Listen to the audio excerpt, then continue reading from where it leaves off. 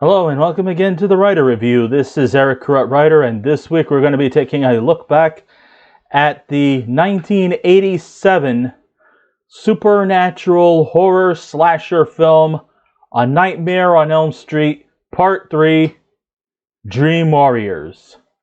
Now this movie runs for 1 hour and 36 minutes long. It is directed by Chuck Russell. It is produced by Robert Shea. The script was written by the returning Wes Craven. He didn't direct the movie, but he did get at least he did come back to the franchise after he bowed out during the previous installment, which was Freddy's Revenge, which was part 2 of the series. Wes Craven did not think that this movie would stand for a franchise, but since it started to reach a level of being more mainstream, he was eventually persuaded back into the fold. He wrote the script, but he also was not alone in the script writing contributions. Frank Darabont, who would go on to direct probably one of the more successful Stephen King adaptations. I'm talking about the Shawshank Redemption, The Green Mile, The Mist. These are all considered great classic adaptations from Stephen King novels. Frank Darabont was involved in the script as well. Bruce Wagner and director Chuck Russell. The story was created by Wes Craven and Bruce Wagner. So, Wes Craven does have his handprints in a lot of this movie. The characters, of course, Wes Craven.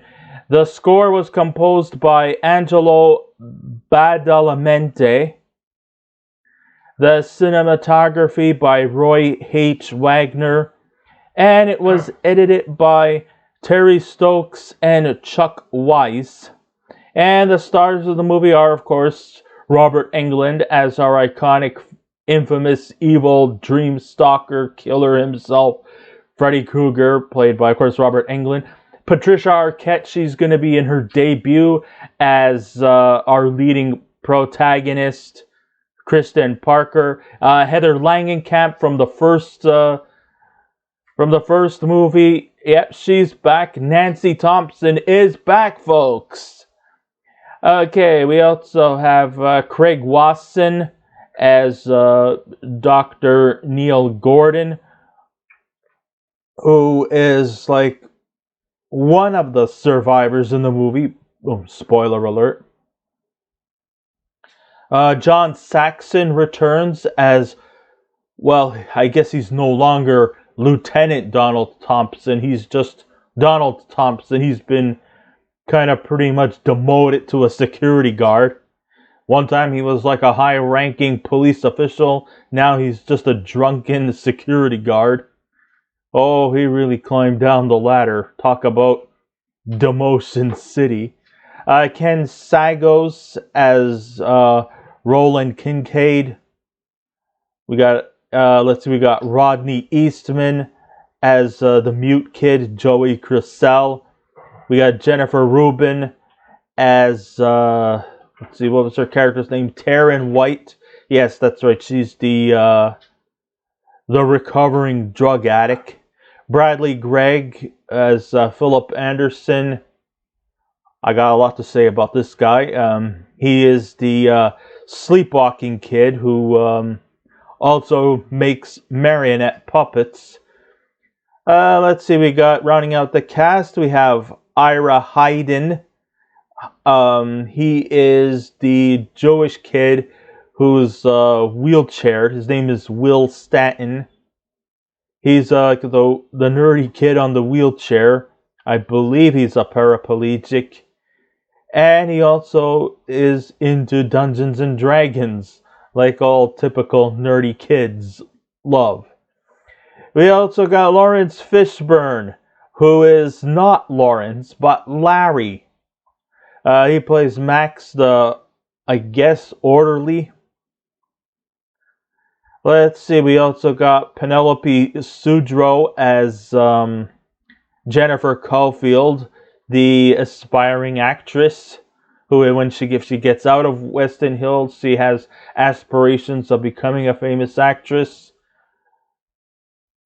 Although we all know that that will not be the case. Unless there's Hollywood in heaven.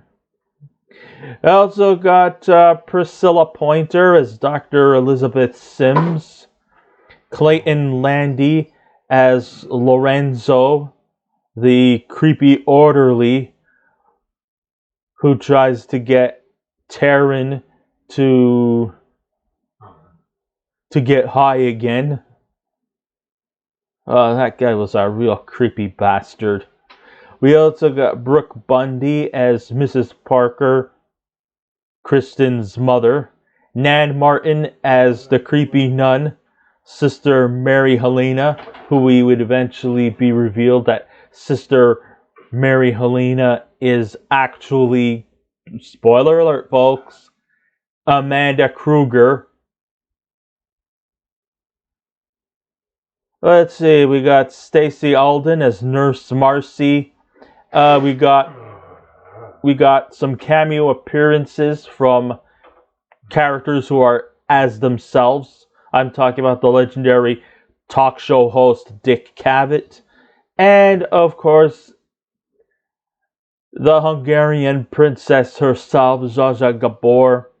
And Paul Kent as the head of he's the head administrator of Weston Hills Asylum, Dr. Carver. Oh boy, I'm going to tell you right now, right off the bat, A Nightmare on Elm Street Dream Warriors is definitely the best of the series. To me, I feel that Dream Warriors was the beginning and the inevitable end of the Nightmare on Elm Street franchise. The reason why I say it is the beginning, it's because this is now the time where Freddy Krueger is now a mainstream popular icon. He has reached that level. He is in the annals of 80s slasher film monsters, along with the likes of Jason Voorhees, Michael Myers, Chucky, Pinhead, Leprechaun. Anyone else that I've forgotten? I'm sorry. But no, I can't say Ghostface because that would be like later on in the Scream, which was also created by Wes Craven. And yeah, Jigsaw came out in the 2000s. Anyhow, this is truly like the standalone. And the reason why I also say it's the inevitable end, because I think that after Dream Warriors, A Nightmare on Elm Street becomes less scary and becomes more dark comedy.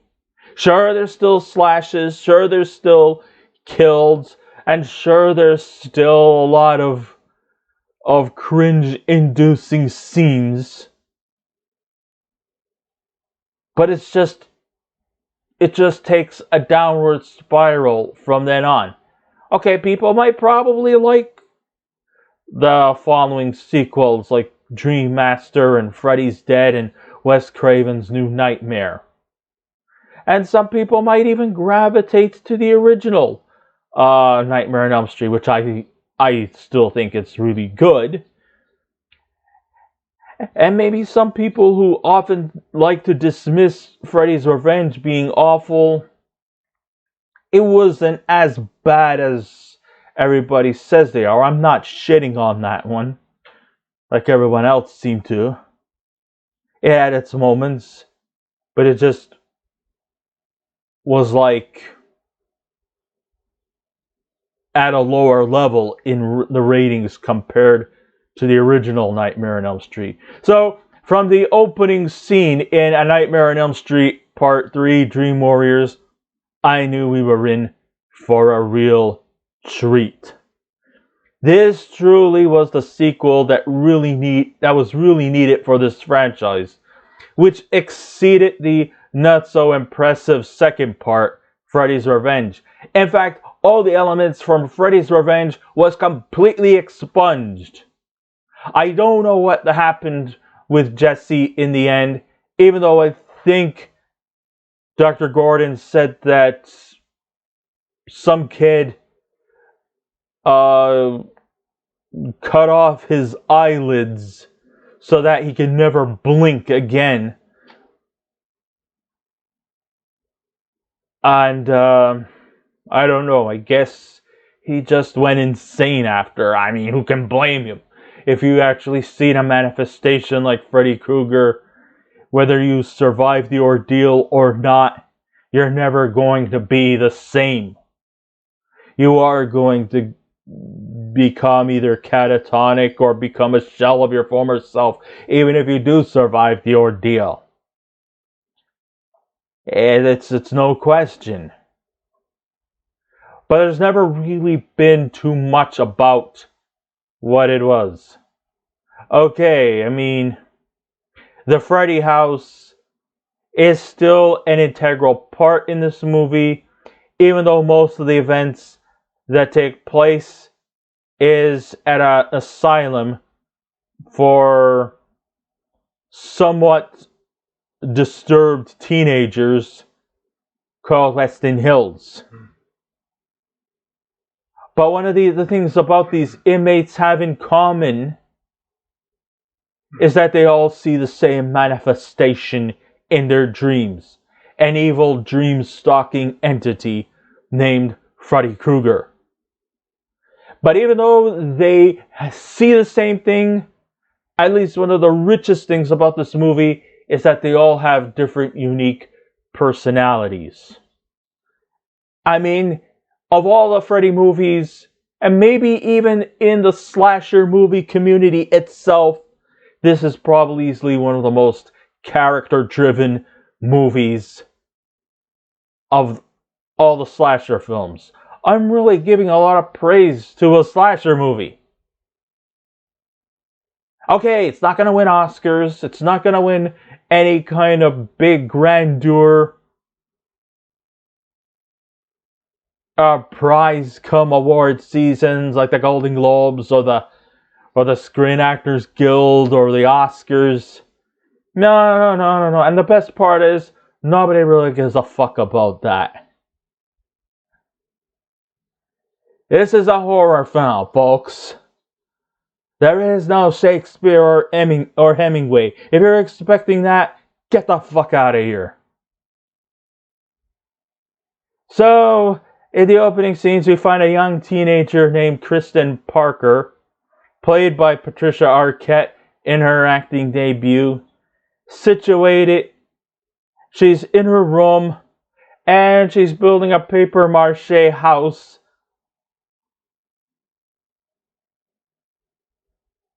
And she's building a papier-mâché house made out of, popsicle sticks.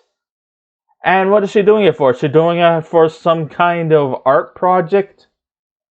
Is she having aspirations of becoming an architect? I mean, that's cool. That's a good job. That's a good career move if you want to take up architecture. But it seems like she's doing this because she dreams of the Freddy house, the old Elm Street house, which was, the residence of the Thompson family. And while she's doing that, she's just doing this as an excuse to stay awake. Because remember, in the Nightmare on Elm Street lore, although in the real world, sleep is very important for the human race, in the Elm Street world, sleeping is not a safe thing. Especially if you live within the realms of Elm Street. And if you are, of course, a descendant of the family who killed, of the residents, not just the family, the residents of Elm Street who killed Freddy Krueger. And she, along with several of the other inmates at the Weston Hills Asylum, are the last kids of the Elm Street people who killed Freddy prior to even the first movie. While she's doing that, she's also listening to loud music. Blaring loud music. She's letting down a spoonful of coffee grinds and washing it down with some Diet Coke. Product placement. I'm just kidding. A lot of movies have product placement in it, and so I guess Diet Coke approved of adding it to its franchise. Some brand stores don't approve of it. Like take for example Home Alone. Little Caesars did not want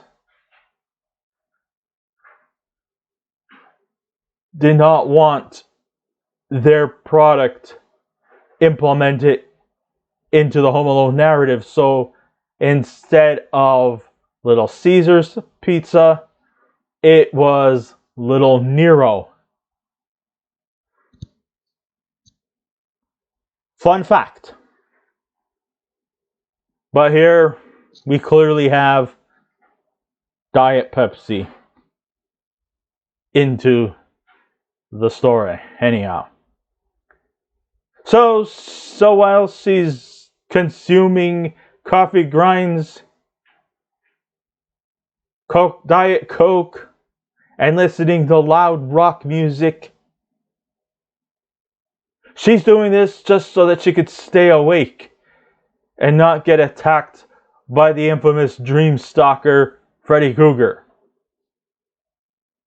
So then she dreams that she's at the Thompson family house. The only problem is she's not there physically. It's all in a dream. And then we see a group of kids frolicking outside, chanting the infamous Freddy rhyme. And then we see an innocent looking little girl on a tricycle. And she enters the Freddy house. She then, of course, finds herself in the boiler room basement, only to end up face to face with the deranged Freddy Krueger, once again played by Robert Englund. The dream-stalking fiend, he plays shape-shifting mind games in front of the scared teen. Kristen escapes Freddy's path, runs out of the house with the little girl she's saving, and makes it outside the house. Only now she discovers their yard is filled with dead bodies of teenagers with their necks all hung up. I guess it represents all the victims that Freddy Krueger had killed, either prior to his dream-stalking days or during. Hey, I was wondering if Glenn is there. Hey, Glenn, how are ya? Is that you? I don't know. I'm just joking. Of course, Glenn Lance was, of course, Johnny Depp in his acting debut. But anyhow. This is probably one of the creepiest introductions of any horror film out there. Fortunately, she was awakened by her mother, who, of course, passively aggressively tells her to cut the loud music, stop what you're doing, and get to bed. While her mother is off to do some jerking off with some random guy. Because I believe that's what kind of bothers Kristen. Her mother just keeps bringing random strangers into her house just to give them a good just to give them a good scratchy and bang bang. So then she goes over to the sink to kind of like wash up something. And then all of a sudden the faucets start to form arms and starts dragging her in. She eventually gets pushed into the bathtub, and it appears as though her mother starts seeing her with a razor blade with bloody scratch marks on her leg. Fearing that her daughter might be attempting suicide, this eventually leads her to thinking that her daughter's insane, so they take her to Weston Hills. And one of the things about the Weston Hills is that, the inmates portrayed in this movie might have some form of psychological disadvantages, but at least it's good to know that these characters are actually surprisingly likable. I mean, there's no aggression, there is nobody like getting physically involved, there's no real physical altercations within the roommates or the inmates. No. And they all don't seem, somewhat scary or unhinged. That's also one of the more refreshing main idiosyncrasies why this movie is so great, because, like I said, their personalities are all very different from one another.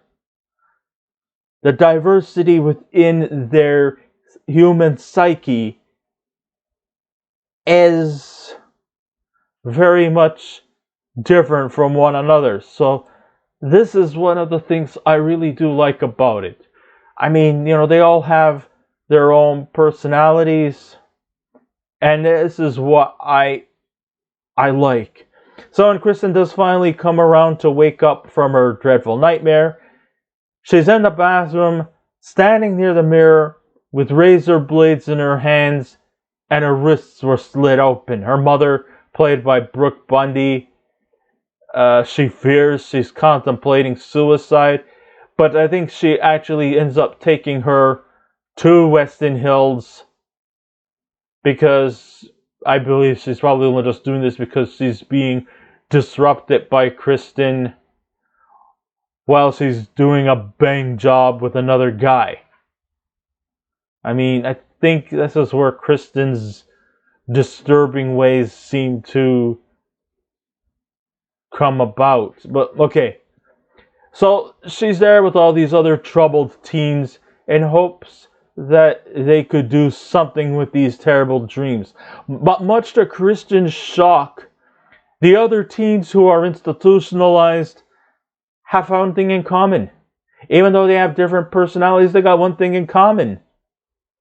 They have been also having the same nightmares of Freddy terrorizing them while they're doing everything they can to keep themselves awake so that Freddy doesn't terrorize them in their dreams or kills them. Because if Freddy kills you in their dreams, you're not going to wake up.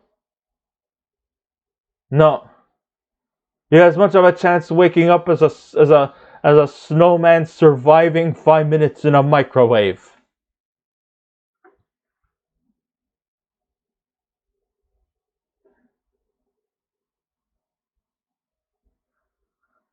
However, though, all the staff at Weston Hills, especially, Dr. Elizabeth Sims, played by Prisilla Pointer, and Dr. Neil Gordon, played by Craig Wasson, they all think that these kids are all just delusional, and that these whole dreams are just manifestations due to their own guilt and due to just them with over-sexualized thoughts. It's just a typical elderly people who have a hatred for teenagers. Yes, they don't understand them, and they don't give a damn. They don't care to understand. Oh, if they're having bad nightmares, we'll just sedate them.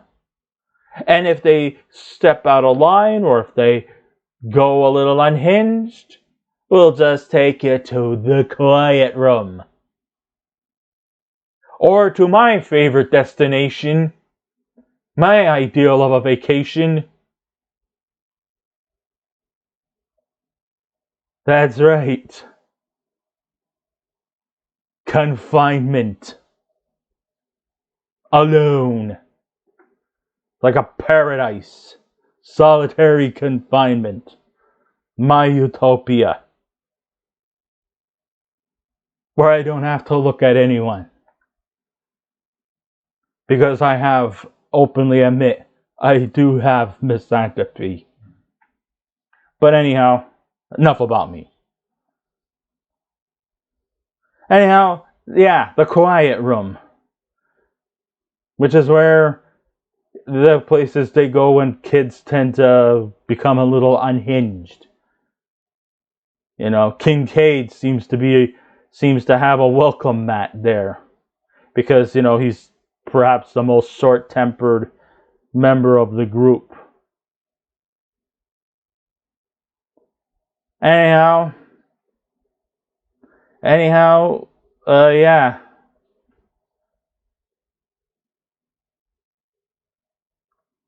But then things start to sort of take a turn to going from just being passive-aggressive to being somewhat, maybe some level of concern, when a new intern psychologist who specializes in dream patterns is welcome to the staff. That's right, we're talking about Nancy Thompson is back, bitches. That's right, Heather Langenkamp from the original movie, all grown up, still has the gray streak in her hair from the first movie. She is back, ladies and gentlemen.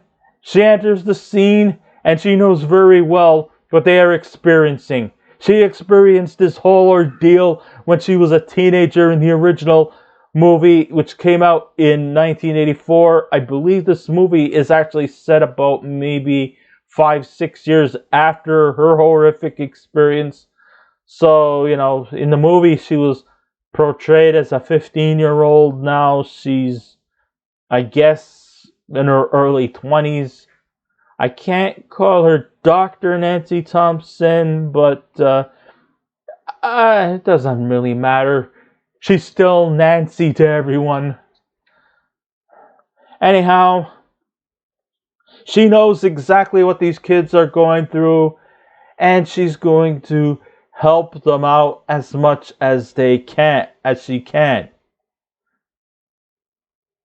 So then we start seeing several patients slowly dying off in some of the most gruesome scenes going, including, you know, Philip's death. Oh my god, oh my fucking god. It was the worst and maybe probably one of the best dying scenes going. Okay, so one of them has to kind of like stay guard to prevent the other one from trying to doze off, or if they start experiencing Freddy, they, you know, shake them off. Okay, so Philip accidentally falls asleep, and then all of a sudden one of his marionettes starts to materialize into a puppet version of Freddy, almost like, you know, one of those stop motion animations. And then with the help of some digital effects, Freddy starts to materialize to his normal size. And then he takes his famous Freddy claws and starts, you know, like scratching through him. And then he pulls out his arteries from his wrists and his ankles and starts playing around with Philip, almost like as if he was a freaking human marionette. You know, he starts pulling him like the strings of a marionette, takes him to the top of a tower, and then he becomes Giant Freddy. Giant Freddy then cuts the arteries off of Philip, which leads to Philip plunging off of the tower and to his death. While everybody's like yelling, "Philip! Philip!" You know, trying to wake him up, but too late. Oh my god, if you ever actually experience Philip's death, it was horrifying. You know, the other death too that I should mention was Jennifer's death. Oh my freaking god, this one too was awesome. Well, awful. I'm not gonna say awesome because I don't condone murder. I don't condone death. But if a death scene is worked to an effect, remember, this is fiction, okay? Okay, when I was small, I watched these horror films because when I was small, I had common sense. I knew reality from fiction. Okay? I was a very precocious child when I was small. Almost to a level of prodigy. Anyhow, Jennifer's death. Okay, well, Max tells her it's, time to turn TV off, go to sleep.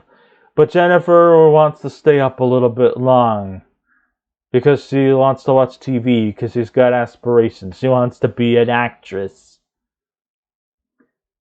So she's watching TV and all of a sudden she's watching the Dick Cavatt show with his guest, Zsa Zsa Gabor.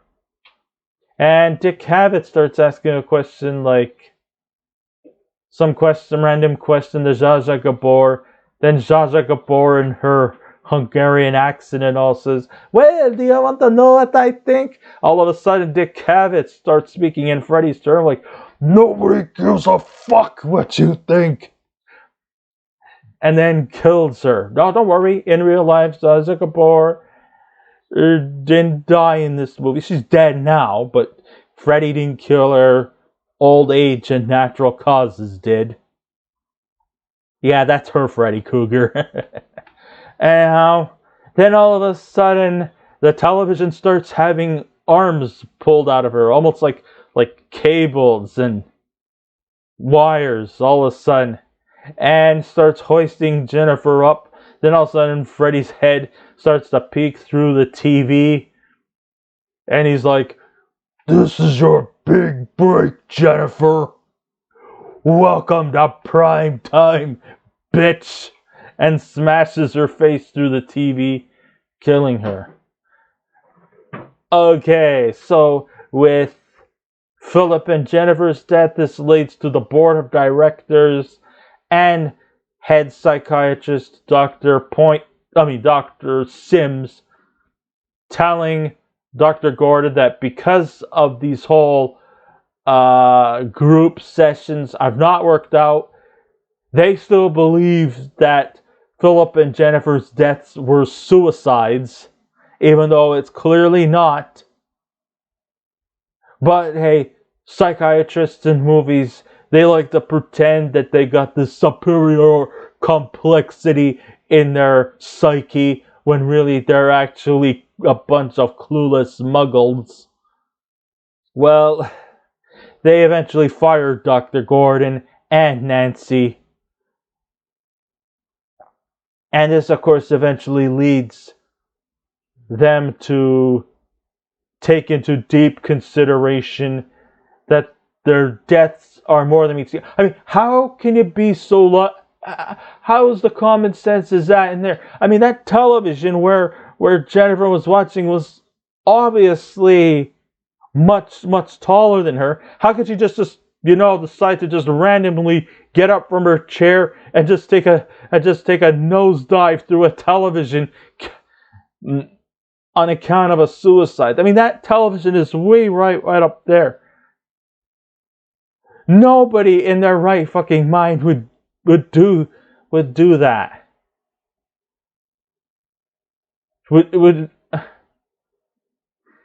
But of course, they say, oh, it was a suicide. No, it wasn't, you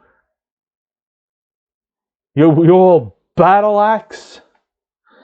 So then the remaining surviving members eventually discover that in their dreams they could be anything they want, and that they all have some kind of secret powers, superpowers. And maybe if they use those superpowers, they could be able to defeat Freddy Krueger. It's not going to be easy, and maybe some characters are going to die. But if you dream really hard, you may be able to defeat this guy. So we have Kincaid, who already seems to be a guy who everything he comes out of his mouth turns to gold, because he is just so sassy, sarcastic, and has a perpetual chip on his shoulder. Well, he's more than just mouth. He has strength.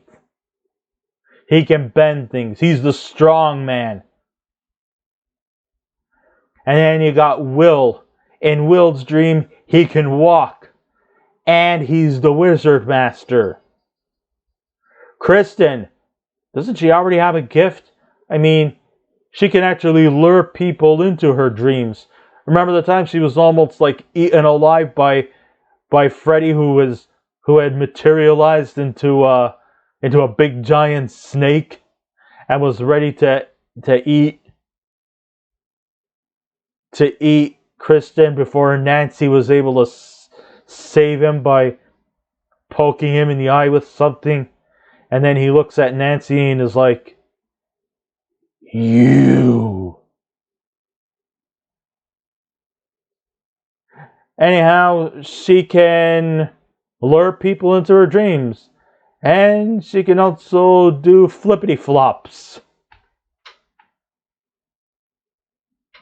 And then you have Taryn, who I actually really would have loved to have seen more from her, because she is just so relatable. Anyhow, in her world, she's a recovering drug addict who also seems to be somewhat unstable. She, of course, went to Weston Hills instead of going to juvie. So, she's obviously a troubled teen. Well, they all are, but her especially. In her dreams, she's beautiful. And she's bad. Meaning that, so then, she kind of goes from sort of almost like a plain Jane type. She's now dressed in like this punk rock 80s type clothes, along with the spiked mohawk look.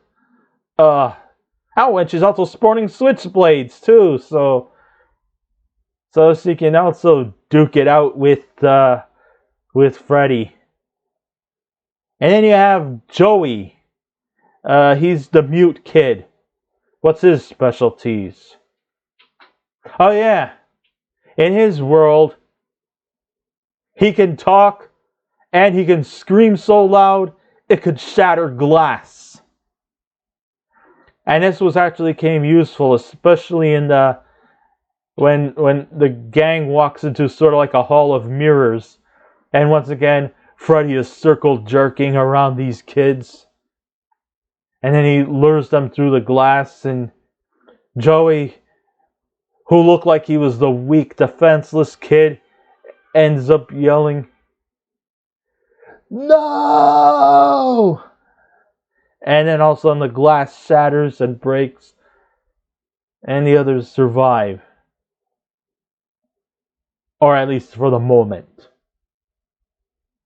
And like I said, some characters are not going to survive this ordeal. I mean, unfortunately, Taryn dies after, she has her little sword fight.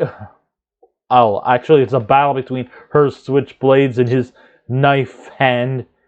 They duke it out a bit, but then all of a sudden Freddy replaces his blade hands and suddenly he wears a new glove, only this time it had like syringe needles. And he says, "It's time to get high." So then he stabs her with the syringe needles in her. The scars on her wrists start to manifest inside her skin, and she eventually dies from an accidental OD. No, it wasn't an accidental OD, it was a deliberate OD. Will, who is now able to walk and wears a rather tacky looking wizard costume, which kind of looks like some kind of freaking nerdy kid going to a Harry Potter cosplay. Yeah, it was that cheap looking. Anyhow, was this the inspiration for the Harry Potter franchise? I don't know. I don't think so. It was a lame looking costume anyway. Anyhow, he has these like laser beams coming out from his hands. He takes on his demonic wheelchair and defeats it. But then when he meets Freddy just stabs him with his knife hands and says, "Sorry, kid. I don't believe in fairy tales." Yeah. So like I said, not every character, not every Dream Warrior survives. Some of them do. But those two particularly, yes, it's the only word in English language that I have difficulty saying. I don't know why. That and coordinator. I have difficulty saying those words. And it's not because I'm dyslexic, but it's because, there's a lot of syllables. So we are all led to believe that Kristen, she has the gift of luring people into her dreams, which will ensure that Freddy will no longer terrorize the kids ever again. Meanwhile, in the real world, there's only one surefire way that Freddy will no longer enter any more kids' dreams and killing them. We will get to that in a little bit. What makes the sequel the best of the series is that all the essential elements work to almost perfection. A cast of unknowns do a convincing job of conveying fear and frustration, knowing that once they fall asleep, Freddy will guarantee no one will wake up ever again. The dream sequences is fun, and it's a horrifying fantasy ride with colorful images, and not afraid to go full graphic, including the creepy puppet show. And also the fact that Freddy is now cracking jokes at the expense of the people who he victimizes. Yes, some of the jokes are, of course, obviously very dark and disturbing, but they're witty and clever enough to provide a little bit of laughs, even though I don't condone watching people die. That's macabre on my part, but hey, this is fiction. This is a movie, so, hey, get a life to all those people who think that I'm a sadist. There's also a funny and macabre scene, like I mentioned before, the Dick Cavatt and the legendary Zsa Zsa Gabor. There's a little interesting trivia for you. When Dick Cavatt was asked which guest he would never have on his show, his answer was Zsa Zsa Gabor, and in a rather disrespectful way, he thought that she was just like easily one of the dumbest people he has ever met, and he actually really meant it when he said that, and that he would never think twice of having her on a show. And if there was a celebrity who Freddy Krueger should kill off, it's Gabor. I kid you not, he's actually said that. But then again, Dick Cavatt has always been kind of a bit of an asshole. But, yeah, he actually said that himself. Don't take my words. It's also good, like I said, to see Nancy's father, Lieutenant Thompson, who tries to help Nancy and Dr. Gordon find the remains of Freddy's body, because he's the only one who knows. Because during, I believe it was Jennifer's funeral, where Dr. Gordon sees this creepy nun. She appears to be a ghost, and she tells Dr. Gordon, that the origins of Freddy Krueger is that he's the bastard son of 100 maniacs, which doesn't make any sense at all, because it only takes one source of DNA to make a child, unless before she ever became a nun, did she actually, was her past life a prostitute? And then she took a vow of celibacy and became a nun? I don't know. Remember, folks, this is fiction. This is logic. Anyhow, yeah.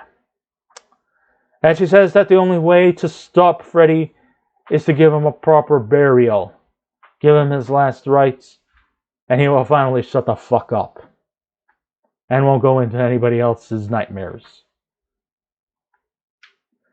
But only Lieutenant Thompson, who's now a drunken security guard, boy, he's flown way off the map. I guess he's just never really fully recovered after his wife's death from the first movie.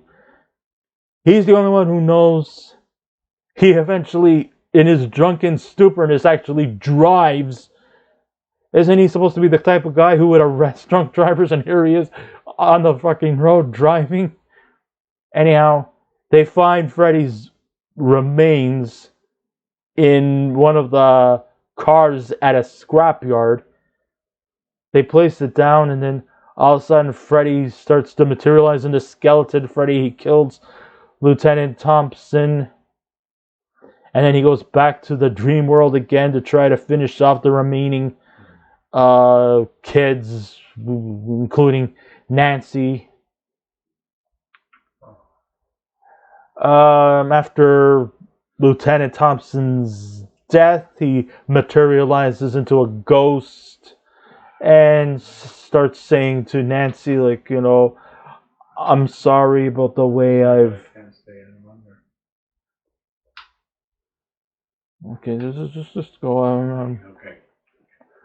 I'm almost finished. Like I said, I have a lot to say about this one, but I'm almost finished. Okay. He gives her one last hug, but then the ghost of Donald Thompson turns out that it was Freddy all this time, and in a rather anticlimactic fashion, he stabs Nancy. But she does try to do one last bit of heroic deeds before her untimely death. She still has enough strength to stab him with a rod, but that just only slowed him down. And then Dr. Gordon starts placing holy water, which he stole from a church. He also took a cross. Oh, but don't worry, he did pay the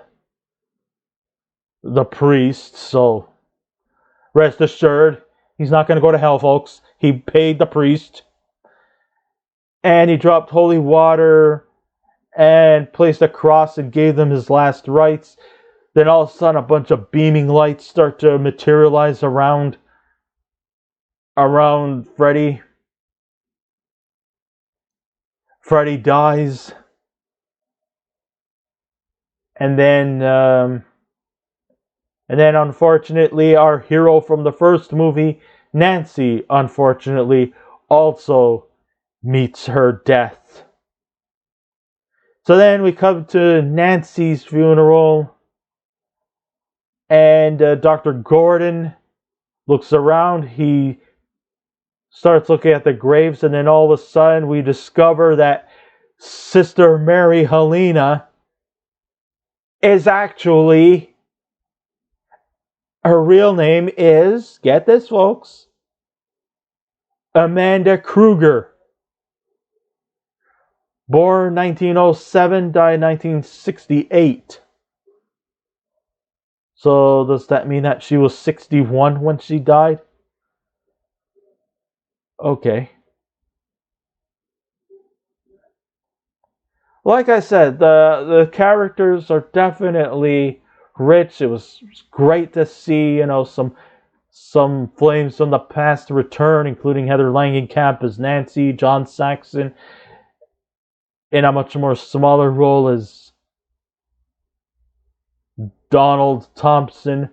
But of course, the real life of the party itself, Freddy Krueger, is once again played by Robert Englund, who not only delivers the kills with such delight, he also delivers some witty, dark one-liners for some black comedy pleasure. Now, some people may not particularly like Funny Freddy, but we sort of see the balance there. But then the balance just starts to teeter off to becoming more comedic as the sequels follow. Also, Freddy Krueger has the more with more of a bigger budget. Freddy Krueger can now also have the powers to shapeshift, including a giant snake, a marionette, and also some other fun appearances. He